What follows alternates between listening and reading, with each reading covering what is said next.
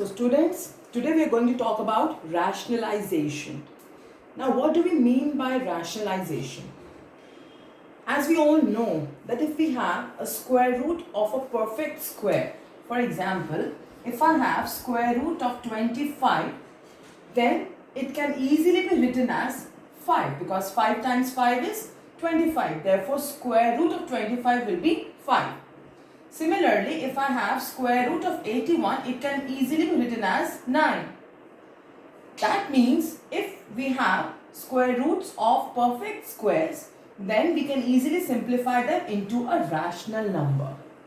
But if we have, for example, square root of 7, we cannot simplify it just like that. Or if I have square root of 23, I cannot simplify it just like that. That means if we have square roots of perfect squares, they are rational. And if we have square roots of imperfect squares, they are irrational. Right? So what did I say? We are going to talk about rationalization. What is rationalization? Suppose I have a number called as, let's say 1 by root 7. Suppose I have this number 1 by root 7. Whenever we have root in denominator, it is basically completely incorrect number, completely irrational number, right? So what do we have to do? We have to remove this root from denominator. Root can be there in numerator but not in denominator. So basically we have to remove this root. So the process of removing the root from the denominator is called as rationalization. So what do we have to do to rationalize it? What we'll do, as it's root 7. So I will multiply this fraction by root 7 as well as I will divide it by root 7. As we all know, as long as we are applying the correct mathematical operation in numerator as well as denominator, it's absolutely mathematically correct, right? So that's what I did. I multiplied the numerator with root 7 as well as denominator with root 7. Now, 1 times root 7 or 1 into root 7 will be root 7. Now what happens in denominator?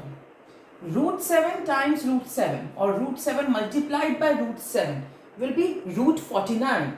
So if I say root 7 into root 7, this will be root 49. And now we know square root of 49 because now 49 is a perfect square. So I can say square root of 49 is 7. That means if I multiply root 7 with root 7, I directly get 7. So basically now the denominator for this fraction becomes 7.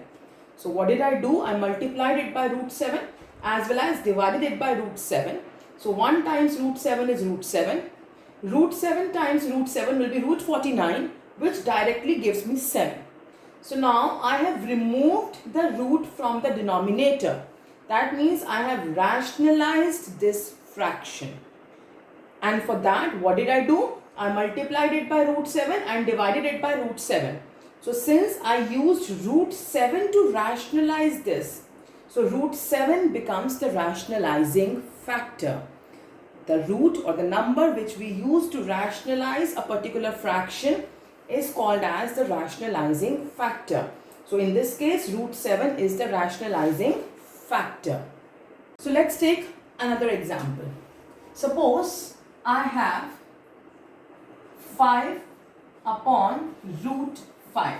As you can see, there is again a root in denominator. So we need to rationalize it. And for doing so, what will we do? We'll multiply as well as divide it by root 5. So now 5 times root 5 becomes 5 root 5. And as we did in the previous example, root 7 into root 7 was root 49, which was 7. Here, root 5 times root 5 will be root 25, which is directly 5, because square root of 25 is 5. So in denominator, root 5 into root 5 becomes root 25, which is 5. So now as you can see, we have again rationalized the denominator and the rationalizing factor was root 5. Now you can see that we can simplify this fraction further. This 5 and this 5 cancels out.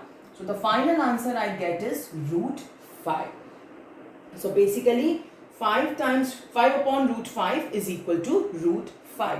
So on rationalizing 5 upon root 5, my final answer comes out to be root 5. Let's take another example. Suppose I have 7 upon 2 root 2.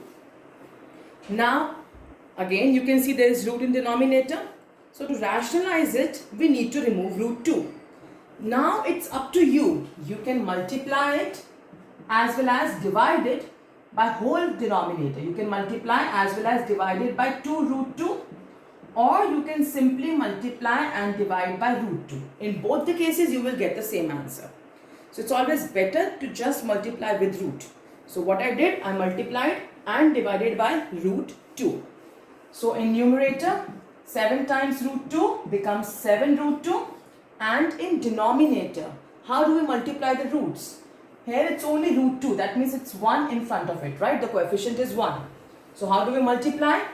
2 times 1, 2. Root 2 times root 2 is, as we did here, root 5 times root 5 was root 25, which gave me directly 5. So similarly, root 2 times root 2 will be root 4, which directly gives me 2. So 2 times 1, 2. Root 2 times root 2 is 2. So the final answer comes out to be 7 root 2 upon 4. So here the rationalizing factor was root 2. So I multiplied and divided by root 2. 7 times root 2 gives me 7 root 2. 2 times 1 makes it 2. Root 2 times root 2 makes it 2. So 2 into 2, 4. So now 7 upon 2 root 2 is rationalized into 7 root 2 upon 4. Now let's take another example, but a slightly trickier one. So now I have 1 upon root 5 plus 1. Now I need to rationalize this because I can see there is root 5 in the denominator. So if we have such a situation in which there are more than one terms in the denominator, how do we rationalize them? As you can see here, I have root 5 plus 1. So to rationalize, I will multiply as well as divide it by root 5 minus 1. So to rationalize, we simply change the sign and multiply and divide. So basically in this case, the rationalizing factor is root 5 minus 1. So whenever we have more than one terms in denominator, we change the sign and then multiply and divide. So rationalizing factor is root 5 minus 1. So what happens in numerator? It's 1. 1 times root 5 minus 1. That means you need to multiply root 5 minus 1 with 1. So any number times 1 is always the same number. So in numerator, we get root 5 minus 1. Now what happens in denominator? If you see closely, it's root 5 plus 1, root 5 minus 1. That gives our property or identity A plus B, A minus B. As you can see, the terms are same, just the sign between them is different. So this is root 5 plus 1, root 5 minus 1, A plus B, A minus B. And as we all know, A plus B times A minus B is equal to A square minus B square. So here we can apply the property in denominator. Root 5 plus 1, root 5 minus 1, A square, that is root 5 square minus 1 square. Now let's simplify it further. Numerator is root 5 minus 1. Now what happens in denominator? Root 5 square. If we square any number, that means we are multiplying it by itself. So root 5 square will be root 5 times root 5. And we have been doing it. Root 5 times root 5 is root 25, which is directly 5.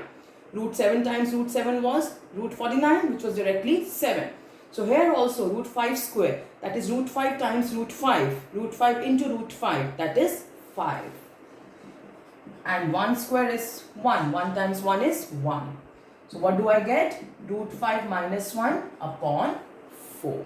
Now as you can see, there is no root in the denominator. That means the fraction has been completely rationalized. So what did I do? I changed the sign and multiplied and divide. So 1 times root 5 minus 1 will be the same.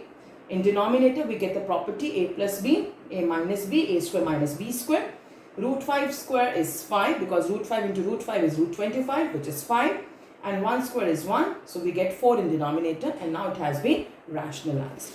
So that's all till today, and we'll continue in the next video. Till then, please practice. Bye-bye.